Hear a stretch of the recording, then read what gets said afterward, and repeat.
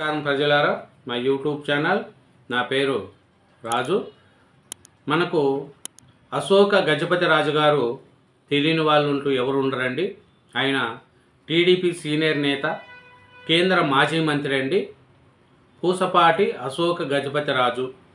ఆయన గోవా గవర్నర్గా నియమితులయ్యారు. గోవా గవర్నర్గా నియమితులైన అశోక్ గజపతి రాజు గారి గురించి మనం మాట్లాడుకుంటే, అశోక్ గజపతి రాజు గారు చాలా నీతి నిజాయితీ మనిషి అండి. ఆయన ఎలా అంటే వాళ్ళ కుటుంబమే సంపన్న కుటుంబంలో పుట్టారండి. అశోక్ గజపతి రాజు గారు ఆయన ప్రజలపైన స్పందించే మనిషి. ఆయన రాజుల కాలంలో రాజు అయినా కూడా ఆయన ఎప్పుడు కూడా పేద ప్రజల మధ్యలో పెరిగిన అతను. కాబట్టి పూసపాటి అశోక గజపతి రాజు గారు రాజవంశానికి చెందిన వ్యక్తి అండి. ఆయన పేదల గుండె చప్పుడు తెలుసుకుంటాడు. సంపన్న కుటుంబంలో పుట్టి ప్రజా సమస్యలపై స్పందించే మనసు ఆయన సొంతం అశోక్ గజపతి రాజు గారు. అట్లాంటి ఆయన గోవా గవర్నర్గా నియమితులయ్యడంపై ప్రజల్లో కూడా ఆనందం వ్యక్తమవుతుందండి. ఈ అశోక్ గజపతి రాజు గారు ఎక్కడ ఏమనేది చూసుకుంటే, ఈయన తెలుగుదేశం పార్టీ సీనియర్ నేత, పాలిట్ బ్యూరో సభ్యుడు కూడా అశోక్ గజపతి రాజు గారు. ఆయన 1951 జూన్ 16న పూసపాటి వారి రాజవంశంలో జన్మించారండి. ఈ వంశం సూర్యవంశంకి చెందిన ఉదయపూరు మహారాణా కుటుంబానికి చెందినది. ఆయన తండ్రి పూసపాటి విజయ రామ గజపతి రాజు కూడా విజయనగరం రాజాసాహెబ్ విజయరామ్ గజపతి పార్లమెంటు సభ్యులుగా పనిచేసిన చరిత్ర ఉందండి. ఈ కుటుంబం అనేక దొడ్తో కార్యక్రమాలు చేపట్టిందండి. ఈయన ఒక ట్రస్ట్ ద్వారా ఎన్నో సేవా కార్యక్రమాలు కూడా అశోక్ గజపతి రాజు గారు చేస్తున్నారండి. ఇంకోటి చూస్తే అశోక్ గజపతి రాజు గారు గ్వాలియర్లోని సింధియా హైదరాబాద్ పబ్లిక్ స్కూల్లో విద్యాభ్యాసం చేశారండి. విశాఖలోని ప్రభుత్వ కృష్ణా కళాశాలలో చదువుకున్నారు. పుట్టింది రాజవంశులు అయిన సామ్యవాద భావాలను చిన్నప్పటి నుంచి ఆయనకు పుణికిపుచ్చుకున్నారండి.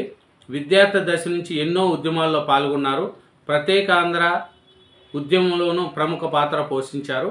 ఎమర్జెన్సీ సమయంలో ప్రభుత్వ దమనకాండ నిర్వహిస్తూ ప్రత్యక్ష రాజకీయ అరగంటకి తెరదీశారండి మన అశోక్ గజపతి రాజు గారు. ఈయన అశోక్ గజపతి రాజు ప్రతినాతిగా సిసలైన ప్రజానేతగా అశోక్ గజపతి రాజు గుర్తింపు తెచ్చుకున్నారండి. ఆయన నీతి నిజాయితీలకు నిలుపుటద్దంగా నిలిచారు. నమ్మిన సిద్ధాంతాలకు ఆయన తుదిదాకా కట్టుబడే నైజం ఆయన సొంతమండి. సింహాచలం ఆలయ అనువంశిక ధర్మకర్తగా ఆయన కొనసాగుతున్నారు. అశోక్ గజపతి రాజు సతీమణి సునీల గజపతి రాజు, కుమార్తెలు అదితి గజపతి రాజు, విద్యా గజపతి రాజు వీళ్ళునండి. ఈయన అశోక్ గజపతి రాజు గారు ఏమి అంటే 1978లో తొలిసారిగా జనతా పార్టీ తరపున ఎమ్మెల్యేగా విజయనగరం శాసనసభ నియోజకవర్గం నుంచి ఎన్నికయ్యారండి. తర్వాత ఎన్టీఆర్ పిలుపు మేరకు టీడీపీలో జాయిన్ అయ్యారు మన అశోక్ గజపతి రాజు గారు. ఆయన రాజుల వంశమైనా కూడా పేదలతో అన్యోన్యంగా ఉంటారు. పేదలు నుంచి ఎవరు వచ్చినా వాళ్ళకి సహాయం చేయడం. ఎందుకంటే వాళ్ళ రాజవంశం సంపన్నుల కుటుంబం. ఎందుకంటే వాళ్ళు ముందుటి నుంచి కూడా సంపన్న కుటుంబం నుంచి వచ్చారు మన అశోక్ గజపతి రాజు గారు. ఆయన 1978లో జనతా పార్టీ తరపున ఎమ్మెల్యేగా గెలిచారు. తర్వాత ఎన్టీ రామారావు గారు పిలుపు మేరకు టీడీపీలో చేరారండి. చేరుతూ ఆయన 7 సార్లు ఎమ్మెల్యేగా పనిచేశారండి. ఎప్పుడంటే 1983, 1985, 1989, 1994, 1999, 2009లో తెలుగుదేశం పార్టీ అభ్యర్థిగా పోటీ చేశారు. మొత్తం 7 సార్లు ఎమ్మెల్యేగా పనిచేశారండి. ఎన్టీఆర్ క్యాబినెట్లో ఎక్సైజు వాణిజ్య పన్నుల శాఖ మంత్రిగా కూడా అశోక్ గజపతి రాజు గారు సేవలు అందించారండి. చంద్రబాబు హయాంలో ఆర్థిక శాసనసభ వ్యవహారాల మంత్రిగా, రెవెన్యూ శాఖ మంత్రిగా కూడా ఆయన అశోక్ గజపతి రాజు గారు చేశారండి. ఆయన మీద అవినీతి ఆరోపణలు ఏంటంటే ఏం లేవు. వైసీపీ ప్రభుత్వంలో ఆయన ఎన్ని ఇబ్బందులు పెట్టినా ఆయన భయపడలేదు, వనకలేదు. తన ధర్మాన్ని తాను చేసుకుంటూ ముందుకు వెళ్ళిపోయారండి. ఆయన చేస్తే 2014లో టీడీపీ అధిష్టానం సూచనల మేరకు అశోక్ గజపతిరాజు విజయనగరం పార్లమెంటు స్థానానికి పోటీ చేసి 1,06,991 ఓట్ల మెజార్టీతో జయకేతనం ఎగరవేశారండి. తర్వాత నరేంద్ర మోడీ క్యాబినెట్లో కేంద్ర మంత్రిగా పనిచేశారు. 2004 నుంచి 2018 వరకు పౌర విమానయాన శాఖ బాధ్యతలు సమర్థవంతంగా నిర్వహించారండి. భోగాపురంలో అంతర్జాతీయ విమానాశ్రయం మంజూరు విషయంలో అశోక్ గజపతిరాజు గారు కీలకంగా వ్యవహరించారండి.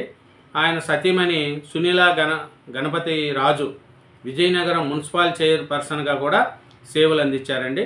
ఆయన కుమార్తె మనకు తెలిసే ఉంటుంది, 2014 ఎలక్షన్లో అదితి గజపతిరాజు విజయనగరం ఎమ్మెల్యేగా ఎన్నికయ్యారు. ఇప్పుడు అది మనకు తెలిసే ఉంటుంది. ఇంకా చూస్తే అశోక్ గజపతిరాజు గారు ఆయన చాలా తెలుగుదేశం పార్టీలో చాలా కష్టపడే గుణం అండి ఆయన చూస్తే. ఎందుకంటే ఆయన పాదాభివందనాలకు దూరంగా ఉంటారు, పొగడ్తలకు అసలు పట్టించుకోరు. అది అశోక్ గజపతిరాజు గారి యొక్క వ్యక్తిత్వం. ఆయన ఎమ్మెల్యేగా, మంత్రిగా, ఎంపీగా, కేంద్ర మంత్రిగా, పాలిట్ బ్యూరో సభ్యుడిగా చేసిన సేవలను తెలుగుదేశం పార్టీ గుర్తించిందండి. గుర్తిస్తూ తెలుగుదేశం గవర్నర్గా అశోక్ పేరును ఎన్డీఏ ప్రభుత్వానికి సిఫారసు చేసింది. ఆ మేరకు ఆయన గోవా గవర్నర్గా నియమిస్తూ రాష్ట్రపతి ఉత్తర్వులు జారీ చేశారండి. ఆయన గోవా గవర్నర్గా నియమితులు కావడంపై అశోక్ గజపతిరాజు గారు కూడా స్పందిస్తూ చంద్రబాబు నాయుడు గారికి, ప్రధానమంత్రి నరేంద్ర మోడీ గారికి కూడా నేను రుణపడి ఉంటాను అనేది కూడా తెలుస్తుందండి. తెలుగువారి గౌరవం ఇముడింపు చేస్తా, అవకాశాల కోసం నేను పరిగెత్తలేదు, ఇస్తే న్యాయం చేస్తున్నా అని అశోక్ గజపతిరాజు అన్నారు. అలాగే మోడీ, చంద్రబాబు కూడా మాజీ మంత్రి ధన్యవాదాలు కూడా చెప్పుకున్నారండి. ఈ అశోక్ గజపతిరాజు గారు ఇంకా ఏం మాట్లాడినారంటే, అవకాశాల కోసం నేను ఎప్పుడూ పరిగెత్తలేదు, అవకాశాలు వచ్చినప్పుడు బాధ్యతగా స్వీకరించా. గవర్నర్గా తన పేరును ముఖ్యమంత్రి చంద్రబాబు సిఫారసు చేయడం ఆనందంగా ఉందని, ఈ నియామకంలో తెలుగువారి గౌరవాన్ని మరింత పెంచే బాధ్యత నాపై ఉంది.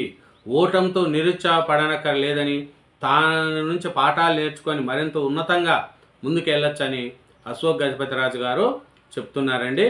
అంటే మన తెలుగువారికి గవర్నర్గా రావడం, ఎందుకంటే టీడీపీ ఎన్డీఏ పాలనలో ఉండడం వల్ల గోవా గవర్నర్గా అశోక్ గజపతిరాజు గారు నియమితులు కావడంతో CM Chandrababu, deputy CM Pawan, మంత్రి నారా లోకేష్, స్పీకర్ అయ్యన్న పాత్రుడు, మంత్రులు హృదయపూర్వక అభినందనలు కూడా తెలిపారండి.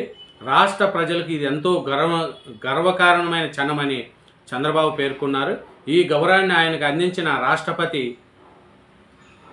ప్రధానమంత్రి నరేంద్ర మోడీ గారికి, కేంద్ర మంత్రివర్గానికి కృతజ్ఞతలు తెలుపుతున్నట్లు కూడా చంద్రబాబు నాయుడు గారు చెప్పారండి.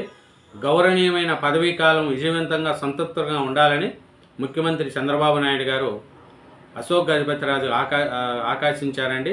తన నిజాయితీ, ప్రజా ప్రయోజనం పట్ల అత్యంత నిబంధనలతో గవర్నర్ పదవికి అశోక్ గజపతిరాజు గొప్ప గౌరవాన్ని తెస్తారనేది కూడా లోకేష్ వెల్లడించారండి.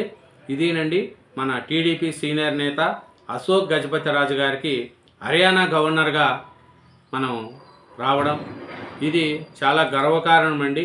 ఎందుకంటే తెలుగు వాళ్ళకు ఈ గవర్నర్గా రావడం చాలా, గోవా గవర్నర్గా అశోక్ గజపతిరాజు ఎంపిక కావడం చాలా గొప్పతనం అండి. అలాగే మన ఇక్కడ తెలంగాణలో చూస్తే బండారు దత్తాత్రేయ కూడా గవర్నర్గా మన తెలుగు వాళ్ళు చేశారు, ఇంకా చేస్తూనే ఉండారు.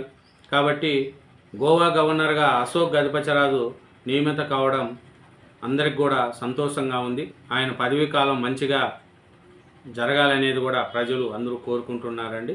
ఇది నా channel. Thank you very much.